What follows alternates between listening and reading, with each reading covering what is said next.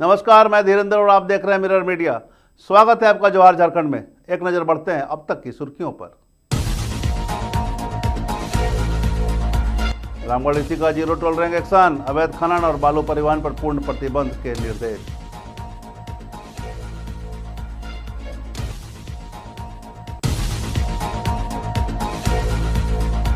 Footpath विक्रेताओं ने ली राहत की सांस, कांग्रेस प्रतिनिधिमंडल ने नगर आयुक्त से मिलकर विक्रेताओं को न हटाने की मांग।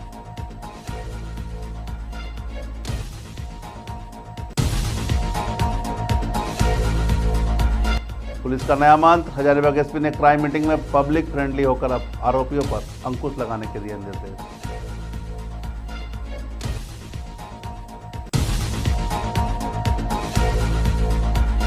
अनिश्चितकालीन हड़ताल, हाई पावर कमेटी की मांग को लेकर बाघमारा के बरौरा और ब्लॉक 2 में कोयला उत्पादन ठप।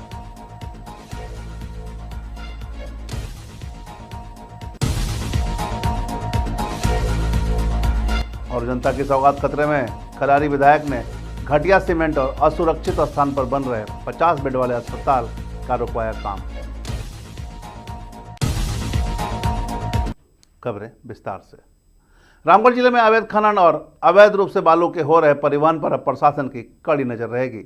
इसमें पूरी तरह लगाम लगाने के लिए गुरुवार को उपायुक्त फैजक अहमद मुमताज ने पुलिस अधीक्षक अजय कुमार के साथ मिलकर जिला स्तरीय खनन टास्क फोर्स की बैठक की। उपायुक्त ने अवैध मुहानों की पूरी तरह से भराई करने और उनकी डोजरिंग सुनिश्चित करने के आदेश दिए। साथ ही उन्होंने कहा कि अवैध खनन की किसी भी सूचना पर त्वरित कार्रवाई होगी। इसके साथ ही खनन से संबंधित सभी परियोजनाओं के महाप्रबंधकों को पर्यावरण संरक्षण के नियमों का सख्ती से पालन कराने और सुरक्षा मानकों को सुनिश्चित करने के भी निर्देश दिया गया।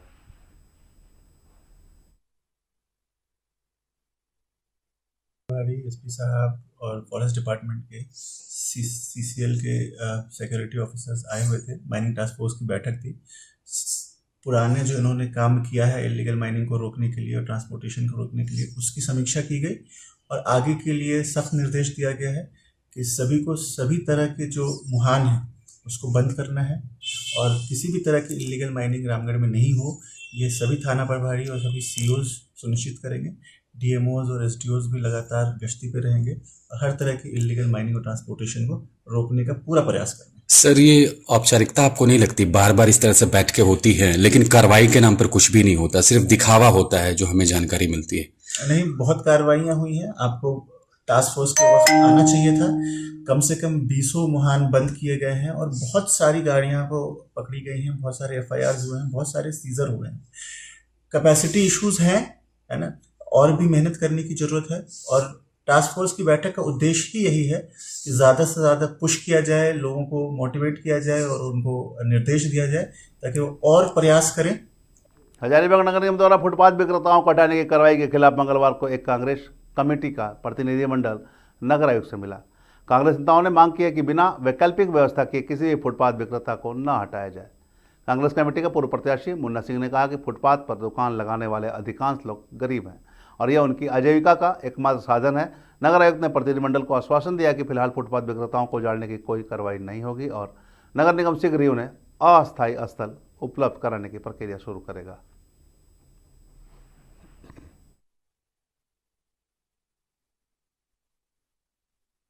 नगर निगम अपने आप को अपने प्रोटोकॉल के हिसाब से पहले फिट कीजिए।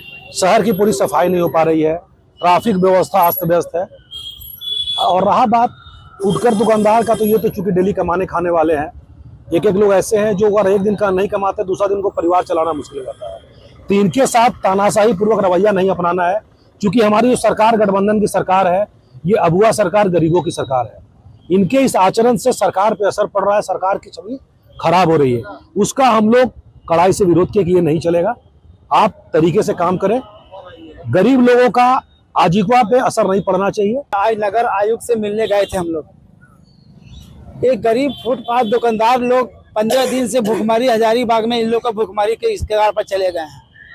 इन लोग के साथ में हम लोग लेकर के गए थे और वहां पर ही नगर आयुक्त के सामने बैठक हुआ और बैठक में ये निर्णय हुआ कि जब तक नगर निगम के अंदर कोई भी फुटपाथ दुकानदार को तब हटाया जाएगा जब उनकी वैकल्पिक व्यवस्था मैं करूं। नगर आयुक्त कहना है 2014 में माननीय उच्चतम न्यायालय का एक आदेश आया है कि किसी भी फुटपाती दुकानदार को तब हटाना है जब उसका पहले वैकल्पिक व्यवस्था कर दें। जो अतिक्रमण चल रहा है बहुत बुरी तरह से, जो हमारे जीवन पर, पेट पर, बाल बच्चा पढ़ाई पर सभी पर असर पड़ रहा है, बड़ी बुरी तरह से पड़ रहा है सर। तो इसके लिए चाहेंगे नगर निगम प्रशासन, जिला प्रशासन हो, कांग्रेस कमेटी भी जो भी हमने सहयोग में है, उनसे निवेदन है, आग्रह है भाई लोग से कि हमें रोज जीने खाने का जो तरीका है, अस्थायी व्यवस्था, उसको। हजारीबाग पुलिस अधीक्षक अंजनी रंजन ने गुरुवार को क्राइम मीटिंग में थानों में दर्ज और निष्पादित हुए मामलों की समीक्षा की। इस दौरान एसपी ने सभी थाना प्रभारी और पुलिसकर्मियों को अपराध पर अंकुश लगाने का एक नया मूल मंत्र दिया, जिसमें जनता के साथ मित्रवत संबंध और अपराधियों पर कड़ी निगरानी पर विशेष जोर रहा। एसपी अंजनी रंजन ने कहा कि पुलिस को अपराध पर अंकुश लगाने के लिए पब्लिक के साथ मित्रवत संबंध बनाना होगा, क्योंकि आम जनता ही पुलिस का अस्त्र और शस्त्र दोनों है। उन्होंने बेहतर अनुसंधान में अपनी सहभागिता सुनिश्चित करने वाले पुलिसकर्मियों को सम्मानित भी किया। जो मंथली क्राइम मीटिंग है वो हम लोग कर रहे हैं। इसमें हम लोग पूर्व में किस तरह के कांड प्रतिवेदित हुए, क्या निष्पादन की स्थिति है, वारंट की क्या स्थिति है, और भी विभिन्न पक्षों पर जानकारी प्राप्त मैं कर रहा हूं और आवश्यक दिशा निर्देश दे रहा हूं। जैसे अक्टूबर महीने में टोटल हमारा 364 FIR हुए हैं, कांड प्रतिवेदित हुए हैं। उसके अगेंस्ट हम लोगों ने लगभग 939 डिस्पोजल दिया है, जो कि ऑलमोस्ट 2.5 गुना ज़्यादा है, ऑलमोस्ट 3 गुना। तो प्रयास है कि मैक्सिमम हम लोग डिस्पोजल करें केसेस में, त्वरित कार्रवाई करें, जो भी आरोपी हैं उनको अरेस्ट करने की आवश्यकता है तो अरेस्टिंग हो। और क्योंकि जब कांडों का त्वरित निष्पादन होता है तो उससे पब्लिक को जस्टिस का फीलिंग आता है, तो इसीलिए त्वरित निष्पादन का प्रयास हम। बघमरा के बरोरा एरिया 1 और ब्लॉक 2 में मजदूरों ने हाई पावर कमेटी की मांग को लेकर गुरुवार को चक्का जाम कर दिया, जिसके चलते कोयला उत्पादन और डिस्पैच का कार्य पूरी तरह ठप हो गया। यूनाइटेड कोल वर्कर्स यूनियन के बैनर तले सैकड़ों सेल पीकर मजदूर सुबह से ही प्रोजेक्ट गेट के सामने एकत्रित हो गए। मजदूर नेताओं का कहना था कि उनकी 5 सूत्री मांगे लंबे समय से प्रबंधन के सामने लंबित है, जिनमें मुख्य रूप से HPC का गठन, वेतन विसंगति दूर करना, अस्थायी नियुक्ति और मेडिकल सुविधाओं में सुधार आदि शामिल है। मजदूरों ने अनिश्चितकालीन धरना शुरू कर दिया।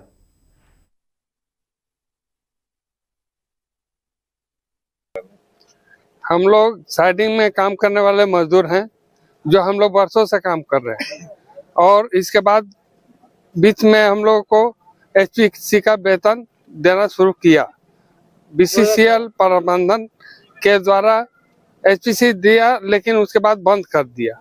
हम लोग बार बार मांग करते रह गए, हम लोग क्यों बंद किया, किस लिए बंद किया, ये हम लोग को पता नहीं। और HPC का वेतन जब बंद हो गया तो हम लोग हमेशा लड़ाई लड़े प्रबंधन के साथ, लेकिन कोई सुनवाई नहीं हुआ। और इसीलिए आज मजबूरी है कि हम लोग जिंदगी कैसे जिएंगे, बाल बच्चा का भरण पोषण कैसे करेंगे। इतना कम पैसा में 2000, 3000, 5000, 6000 में हम लोग का क्या किसी का गुजारा होगा? नहीं। वेतन 2018 तक मिला हुआ है, 18 के बाद से हमारा वेतन कटौती हो रहा है। क्या पूरा मांग क्या है आप लोगों की, आप लोग इतना धरना दे रहे हैं?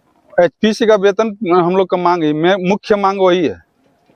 डिटेल बताइए क्या है, आप लोग धरना देने का कारण क्या होगा? ठीक है, HPC वेतन है, बहुत दिन से आप लोग काम कर रहे हैं, लेकिन आज धरना देने का क्या जरूरत पड़ गया? धरना देने का जरूरत पड़ गया कि प्रबंधन से हम लोग कितने बार वार्ता किए, लेकिन आजकल टालते टालते आज समझिए 6 साल 7 साल समय हम लोग को बीत गया। उस टाइम से लास्ट में आदमी मरने के कगार पर है, समझे, बहुत आदमी मर गया। 5000 6000 में घर परिवार चला रहा है आदमी। और वो गुरुवार को खलारी दौरे पहुंचे काकी विधायक सुरेश बैठा ने खलारी बैंक मोड़ के बगल में बन रहे 50 बेड वाले अस्पताल भवन का निर्माण कार्य रुकवा दिया। विधायक ने घटिया सामग्री इस्तेमाल किए जाने की शिकायत पर काम को बंद करवा दिया। विधायक सुरेश बैठा ने बताया कि जिस जगह पर अस्पताल का निर्माण हो रहा है वहां पहले से सीमेंट फैक्ट्री की डस्ट डाली गई थी, इसी पर पिलर खड़ा किया जा रहा है, जिससे कोयला खदानों में होने वाले ब्लास्टिंग के कारण अस्पताल भवन के जर्जर और ध्वस्त होने का खतरा बना रहेगा। उन्होंने कहा कि निर्माण में किसी भी तरह की अनियमितता बर्दाश्त नहीं की जाएगी।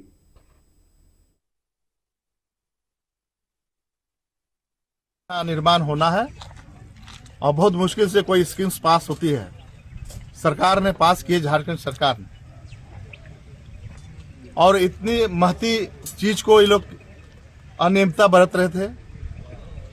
मैंने कहा कि शिलान्यास करेंगे ताकि मैं भी जमीन का स्थल निरीक्षण करके देखूंगा और मजबूती यहाँ बने इसके लिए हम लोगों ने माननीय केंद्रीय मंत्री संजय सेठ जी से भी हम लोगों ने बात किया और कहा कि भाई शिलान्यास करा लीजिए, उसके बाद आप काम का शुरुआत करेंगे। लेकिन क्यों मानेगा ये बचरा का रहने वाला है, ये विशेष रूप से अपना ठेकेदारी में जो पैसा है, कमीशन है, खाना चाहता है और घटिया किस्म का सीमेंट, लोकाल सीमेंट लगा रहा है। और यहाँ का छाई जो है बगल में, यहाँ खिलाड़ी सीमेंट फैक्ट्री का जो छाई पड़ा हुआ है उसको जो है इसमें डालने का काम कर रहा है। जिस दिन यहाँ अगल बगल माइंस एरिया है, ब्लास्टिंग हेवी होगी, सीधे जमीन नीचे धंस जाएगी। रांची में 30 नवंबर को होने वाले भारत दक्षिण अफ्रीका वनडे मुकाबले को लेकर तैयारियां अंतिम चरण में पहुंच गई है। दोनों टीमें 27 नवंबर को रांची पहुंचेंगी और 28 तथा 29 नवंबर को प्रैक्टिस सेशन होगा। जेएसएससीए सचिव सौरभ तिवारी ने बताया कि टिकटों की ऑनलाइन बिक्री 21 नवंबर से शुरू हो गई है, जबकि ऑफलाइन टिकट 25 नवंबर से 6 काउंटर पर उपलब्ध होंगे, जिनमें महिलाओं और बच्चों के लिए विशेष काउंटर शामिल है। दर्शकों से अपील की गई है कि मैच वाले दिन शाम 3:30 बजे तक स्टेडियम पहुंच जाए। ट्रैफिक सुचारू रखने के लिए 6 स्थानों पर विशेष पार्किंग की व्यवस्था की गई है। टिकटों की कीमत 1200 रुपये से 12,000 रुपये तक रखी गई है। मैं स्वागत करता हूं और आप लोगों से हम लोग फिर से जो आज तक आप लोगों ने साथ दिया है और आप लोगों को हम लोग इन्फॉर्मेशन देना चाह रहे थे कि 27 नवंबर को दोनों टीमें यहां पहुंच रही है। गुवाहाटी से दोनों टीमें चार्टर्ड फ्लाइट से आएंगी और एक साथ पहुंचेगी। जो समय रहेगा एग्जैक्ट टाइमिंग उस समय मीडिया ग्रुप्स में डाल दिया जाएगा। 21 से टिकट ऑनलाइन सेल हो जाएगा, स्टार्ट हो जाएगा एट 21 11 AM से। टिकट जीनी एक ऐप है, उस पर आपका स्टार्ट होगा वेबसाइट पे। एंड 25 से ऑफलाइन, जिसको भी वहाँ पे नहीं मिलेगा ऑनलाइन, आप ऑफलाइन आके 25 से हमारे काउंटर पे टिकट ले सकते हैं। ऑनवर्ड स्टार्ट हो जाएगा 9 o'clock to 3, जो टाइमिंग रहेगा 9 से 3 के बीच में रहेगा। टोटल 6 काउंटर है, 2 काउंटर होंगे जो ऑनलाइन टिकट खरीदेंगे उनको वहाँ आके अपना रिसीट दिखा के उनको मिल जाएगा टिकट। बाकी जो 4 काउंटर रहेंगे उसमें से एक हम लोग ने लेडीज़ के लिए रखा है और बाकी 3 जो रहेंगे वो जेंट्स के लिए रहेंगे। आप उधर से आके ऑफलाइन टिकट खरीद सकते हैं। पाकुड़ के नगर थाना क्षेत्र के आनंदपुरी कॉलोनी में एक बंद मकान में चोरी की बड़ी वारदात सामने आई है। मकान मालिक सुदर्शन सिंह अपने परिवार के साथ पिछले 1 महीने से इलाज के लिए दिल्ली गए हुए थे। अज्ञात चोरों ने उनका 2 मंजिला मकान का ताला तोड़कर घटना को अंजाम दिया। सबसे अहम बात यह रही कि चोरी की यह पूरी वारदात पड़ोस के लगे सीसीटीवी कैमरे में कैद हो गई। पड़ोसी की सूचना पर नगर थाना पुलिस मौके पर पहुंची। अवर निरीक्षक बलवंत दुबे ने बताया कि सीसीटीवी फुटेज खंगाले जा रहे हैं और जल्द ही घटना का खुलासा करने का आश्वासन दिया गया। ऑपोजिट के जो घर है उनके घर में देखे कि ताला टूटा हुआ है, तो शायद उसी से शक हुआ कि चोरी हुआ है घर में। किसका और घर है? किसका घर है? सुदर्शन सिंह। ये लोग गया है दिल्ली इलाज करवाने के लिए। ये ताला के अंदर टूटा हुआ है। तो आपको कैसे पता चला कि 4 आदमी घूम रहे थे रात 2 से 3 बजे के बीच। इन लोग कब गया है? 1 महीने से घर खाली पड़ा है। हाँ, 1 महीने से घर खाली पड़ा है। देखने आए थे हम लोग। क्या कुछ पता चला? से ताला बंद है, अंदर से देखने पर चल रहा है कि ताला तोड़ा हुआ है और सामान बिखरा पड़ा है। बाकी जब घर के लोग आएंगे तो ही बता पाएंगे क्या क्या चोरी हुआ है। किनका मकान है वो, कहाँ? पुलिस क्या कर रही है सर आगे? तो इन्वेस्टिगेशन होगा सर। मोहल्ला में सीसीटीवी भी लगा हुआ है। हाँ, उसको देखा जाएगा। और जामताड़ा के नाला प्रखंड के दाहिनी घाटी गांव में 150 वर्षों से मां अग्रहायण काली पूजा धूमधाम और श्रद्धा के साथ मनाई जाती है। यह पूजा गांव के सुरेश राणा के परिवार की परंपरा से जुड़ी हुई है। इस पूजा की विशेषता यह है कि प्रत्येक वर्ष 2 प्रतिमाएं बनाई जाती है। एक प्रतिमा की पूजा कर उसे साल भर सुरक्षित रखा जाता है और अगले वर्ष पुरानी प्रतिमा का विसर्जन कर नई प्रतिमा स्थापित की जाती है। धार्मिक आयोजन के दौरान बकरा बलि की परंपरा ही वर्षों से चली आ रही है। बताया जाता है कि हर साल लगभग 200 बकरों की बलि दी जाती है।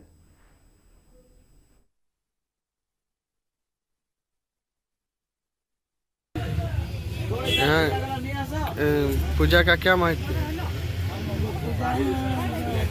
गुरु जी है, पूजा बढ़िया करता है। कोई भी मनोकामना हो तो आप मन्नत मांग सकते हैं, उसमें पूरा होता है। इसलिए हम लोग आए हैं पूजा करने। हम लोग का मन्नत पूरा हुआ है तो पूजा करने आए हैं। कितना दिनों से आ रहे हैं यहाँ पर? साल भर। 200 साल से पूजा चल रहा है, अभी तक भी चल रहा है। बहुत दूर दूर का आदमी आता है, किसी का कोई मन्नत मांगता है, मानसिक उनसे बहुत कुछ होता है। दूर दूर से आता है, इधर दुर्गापुर से भी आता है, कलकत्ता से भी आता है, देवघर गिरडी तरफ से दुनिया से लोग आता है। 2 पूजा का टाइम रहता है, एगो रहता है को विसर्जन किया जाता है। नया मूर्ति को रखते हैं, पुरानों को विसर्जन करते हैं। हजारीबाग से एक चौंकाने वाली खबर सामने आ रही है, जहां 100 करोड़ की लागत से बने राजकीय पॉलिटेक्निक कॉलेज के दरवाजे 13 साल बाद भी छात्रों के लिए नहीं खुले। 2012-13 में पूरी तरह तैयार हुआ यह आधुनिक कैंपस आज भी तालों से बंद पड़ा है और सरकारी लापरवाही की वजह से जर्जर होने की कगार पर पहुंच चुका है। कागजों पर संचालित दिखाए जाने वाले इस संस्थान में न प्रचार हैं, न शिक्षक और न ही एक भी विद्यार्थी। कैंपस का इस्तेमाल बीएसएफ और अन्य बलों के प्रशिक्षण स्थल के रूप में होता जा रहा है, जिससे हजारीबाग के युवाओं के तकनीकी शिक्षा के सपने अधूरे हो रहे हैं। दुर्भाग्य है इस राज्य का कि ना शिक्षा के क्षेत्र में क्रांति लाने का इनका सोच है, ना पॉलिटेक्निक में लड़का लोग आगे बढ़े, अनपढ़ बनकर रहे, गंवार बनकर रहे और ठेकेदारी के लिए ये सब योजना बना था। और ठेकेदार भी एक समय में वहाँ के ग्रामीणों पर केस भी किया था, रंगदारी केस का। उस पॉलिटेक्निक कॉलेज में सिलवार में हम गए थे और वहाँ भी समझौता हुआ, पॉलिटेक्निक कॉलेज बना। लेकिन इस राज्य के माननीय मुख्यमंत्री से हम कहेंगे हेमंत सोरेन जी से कि हेमंत सोरेन जी पॉलिटेक्निक चालू करके, उद्घाटन करके यहाँ के लड़के को जीवन संवारने का काम कीजिए।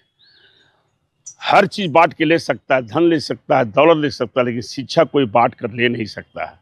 जो व्यक्ति शिक्षित होगा वही समाज का सुदृढ़ और मजबूत समाज का निर्माण करने में आपको सहयोग करेगा। देवघर में 20 नवंबर 2025 को स्टेट बैंक ऑफ इंडिया ने पेंशन धारकों के लिए डिजिटल लाइफ सर्टिफिकेट पर केंद्रित एक विशेष जागरूकता कार्यक्रम आयोजित किया। कार्यक्रम में मौजूद एसबीआई के महाप्रबंधक विवेक चंद्र जायसवाल ने बताया कि पहले पेंशन धारकों को जीवन प्रमाण पत्र जमा करने के लिए फिजिकल प्रक्रिया से गुजरना पड़ता था। अब बैंक ने इस प्रक्रिया को पूरी तरह डिजिटल बनाकर बड़ी राहत दी है।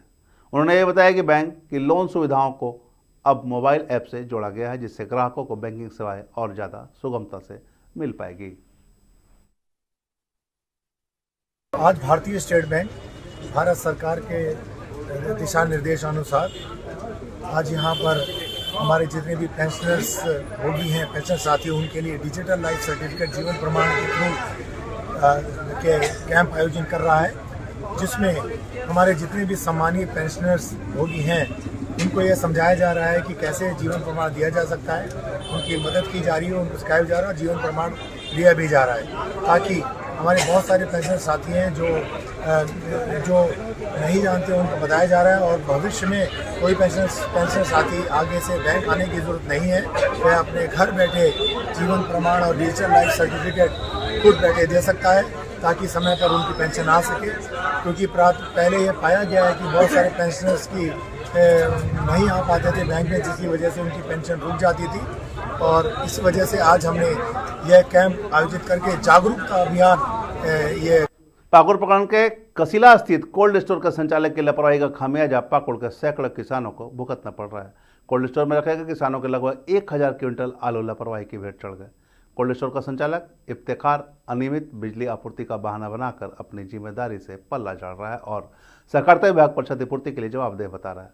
जिला सहकारिता पदाधिकारी चंद्रजीत खलको ने इस पर बयान दिया है और कहा है कि जिन किसानों के आलू बर्बाद हुए हैं वे शासन प्रशासन से सरकारी मदद की गुहार लगा रहे हैं।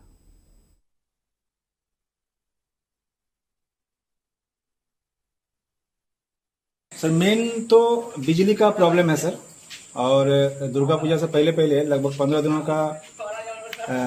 के लिए बिजली था ही नहीं, लगभग 3 से 4 घंटा ही मिलता था। और उसी कंडीशन में इस तरह का आलू सड़ा है सर। इससे पहले तो लगभग सब ठीक ही था। कितना बड़ा नुकसान हुआ है? हमारे यहाँ लगभग 23,000 पैकेट आलू था, जिसमें से मान के चलिए 50 से 60% लगभग खराब हुआ है। हाँ, आपका सर कुछ महुआ फूल है और खजूर है और सेब भी रखा गया था, अंगूर था सीजन में, तो उस समय कहीं कोई प्रॉब्लम नहीं है, वो सब सारा ठीक है। आलू के अलावा और किसी में नुकसान नहीं हुआ है, बाकी सारा ठीक है। अब सर देखते हैं आगे क्या होती है। हम लोग तो मान के चलिए स्टोर का स्टाफ है। क्या रेट लेते हैं? 100 रुपये पर पैकेट के हिसाब से रखा गया था भाड़ा। ये किसान आलू नहीं वो सब छोड़ना है नहीं। हम लोग तो जब देखें इस तरह कंडीशन है तो फिर मैक्सिमम लोगों को छोड़ना पड़ा। कुछ जब निकाला था पहले तो कुछ मिला था, लेकिन मैक्सिमम को छोड़ना पड़ा।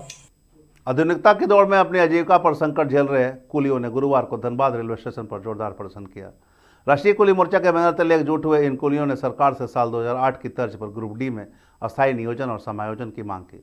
प्रदर्शन कर रहे हैं। कुलियों ने बताया कि बैटरी चलित वाहन यात्रियों के साथ उनके सामान की ढुलाई भी कर रहे हैं, जिससे उनकी कमाई पर सीधा असर पड़ रहा है और परिवार के भरण पोषण में कठिनाई हो रही है। कुली शांति मुखर्जी ने रेलवे बोर्ड से उनके ज्ञापन पर संज्ञान लेने की अपील की।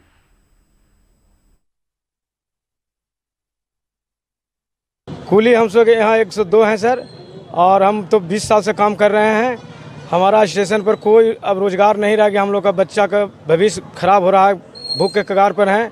रेल मंत्री भारत सरकार से हम लोग निवेदन यही चाहते हैं कि 2008 की तरह हम लोग का जिसे रेलवे में नियोजित किया गया था उसी तरह हम लोग का भी नियोजित किया जाए। हमारा स्टेशन में लिफ्ट, एक्सीलेटर, ट्रॉली आ गया है, इसी कारण से हम लोग का रोज़गार बिल्कुल ख़त्म हो गया है। तो जिस तरह लालू प्रसाद यादव ने हमें ग्रुप डी का 2008 में नौकरी दिए थे, उसी तरह हम लोग चाहते हैं। और जो आज झारखंड में अब तक बस इतना ही। देश और दुनिया की तमाम खबरों के लिए बने रहे मिरर मीडिया के साथ।